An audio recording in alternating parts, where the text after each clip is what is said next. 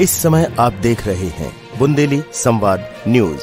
बुंदेली संवाद न्यूज यानी सच्चाई का संवाद।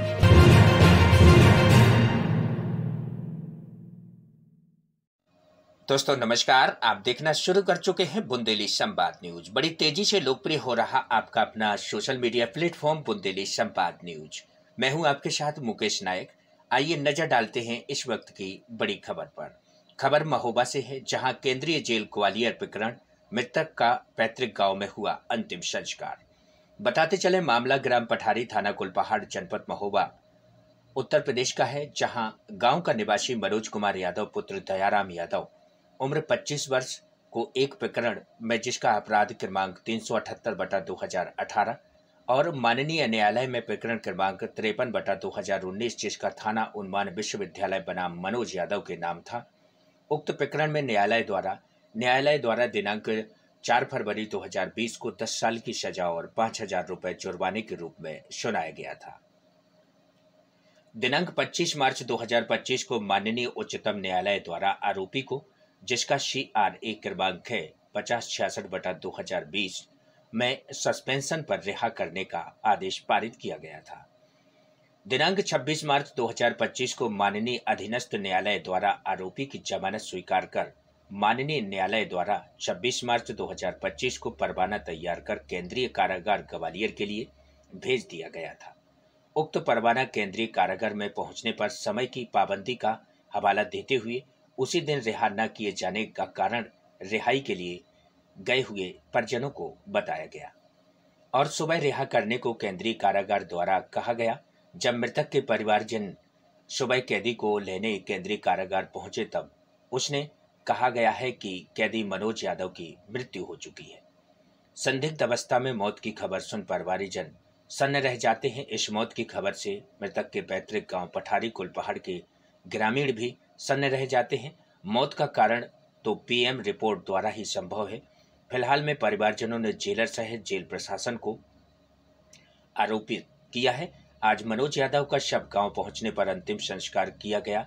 देखिए परिवारजनों का एवं ग्रामीणों का क्या कहना है। देखिए यह सुरेंद्र कुमार निराला की पूरी रिपोर्ट। जी सर, आपका नाम? मेरा नाम सूरज है जी। जो मृतक है वो कौन है आपके? मेरा साला है। वो साला है। क्या घटनाक्रम हुआ था? ये तो घटनाक्रम जो हुआ था, उसका 25 तारीख को ऑर्डर हुए थे, तो सूचना में ये भी आया था अपन ने कि उसके पास खबर पहुंचाई जाए कि 25 तारीख को उसके ऑर्डर हो चुके हैं। और किस चीज के ऑर्डर? उसके रिहाई के ऑर्डर। तो मृतक जेल में था? हाँ, मृतक जेल में था। किस जेल में था?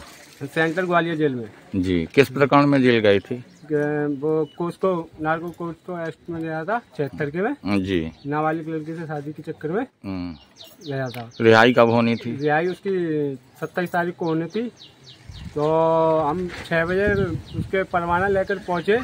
वकील साहब ने दिया था, वकील साहब ने कहा 6 बजे तक रिहाई हो जाती है, आप परवाना लेकर पहुंच जाओ जी। हम परवाना लेकर वहाँ पर पहुंचे, तो हमने परवाना जमा करवा दिया मुंशी द्वारा जी। परवाना जमा किया तो उन्होंने बोला कि अब नहीं छूट सकता, अब फिर सुबह छूटेगा। जेल का कैम आउट हो गया है जी। तो हमने भी नहीं सर कुछ ले दे के छोड़ दो, कोशिश हो तो। वो कह रहे नहीं, हम पे चिल्ला के बड़े, वो कह रहे नहीं छूटेगा, वो छूटेगा सुबह जी। मैंने कहा सर, हमने 2-3 बार पूछा, गेट पे जाकर पूछा, बोले कह रहे नहीं छूटेगा। तो हम पापा और भाभी वगैरह तीनों जने हम लेकर ले आए घर। फिर हम सुबह 7 बजे वहाँ पे जेल पे पहुँच गए। तो जेल पे पहुँचने के बाद हम गए, तो हमने सीधे जाके पूछी मुंशी से, इससे पोस्टमैन से। तो वो बोलता है कि आप मनोज के कौन हो? मैंने कि मैं मनोज का जीजा हूँ। कौन कौन आया है? मैंने कि उसकी दीदी आई है, पापा जी आए हैं। तो ठीक है, बाहर वेट करो, अभी आपकी रिहाई होगी तो बुला लेंगे। मैं ठीक है। तो फिर बोलते हो थोड़ी देर बुला के आध घंटे बाद कि मैंने पूछा, मैंने कि कितने देर से हो रही है रिहाई?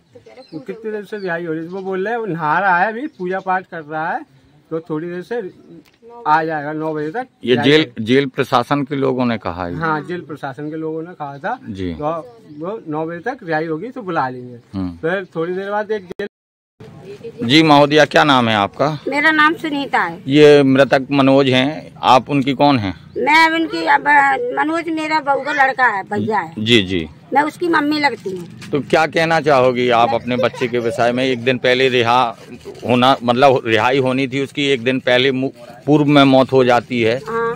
संदिग्ध अवस्था में। हाँ। इसको लेकर के क्या कहना चाहोगी मेरा आप? ये कहना है कि मैं कोर्ट गई थी, कोर्ट से हम शाम को गए थे तो मैं हमने कही थी 500 रुपया ले लो, खर्चा पानी ले लो, मेरा बच्चा निकाल दो। तो उनने सभी कमीनन ने मना कर दी कि हम नहीं निकाल रहे। जिस दिन रिहा होना था उस दिन शाम हो जाने के हवाला देकर।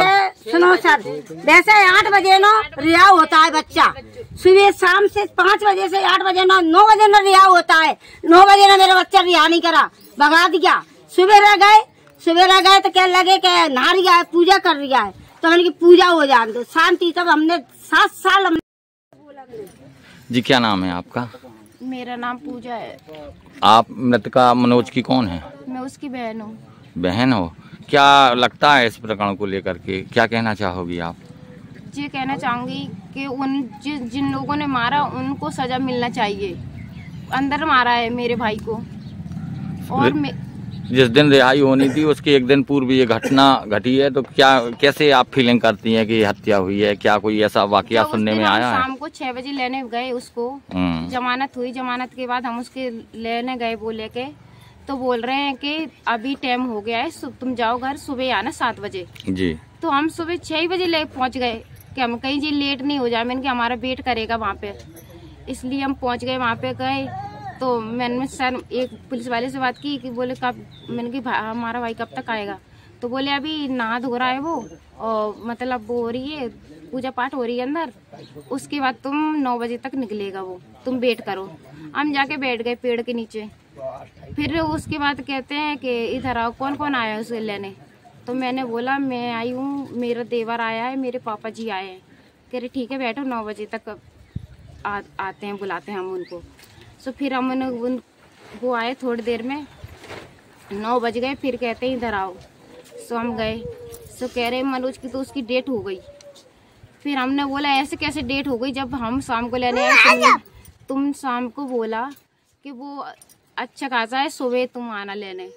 क्या लगता है आपको, ये बताएं आप? उसकी डेट हुई है, उसके शरीर में हम जब पीएम पे देखने गए हैं, ना ही उन लोगों ने हमसे बोला, भी नंबर याद था उसको, सब कुछ याद था। इधर ना पागल तो था नहीं, कुछ नंबर याद नहीं था। जब भी कुछ चीज की जरूरत पड़ती पुलिस वालों से मुझे कॉल लगवाता था।